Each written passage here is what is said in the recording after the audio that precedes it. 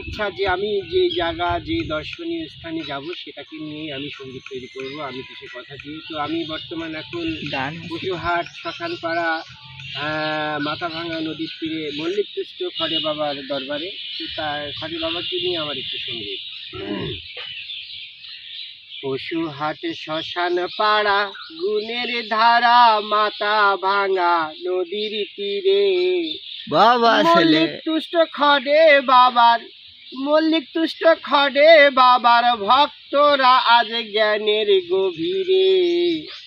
পশুহাট শ্মশান পাড়া গুণের ধারা মাথা ভাঙা নদীর তীরে।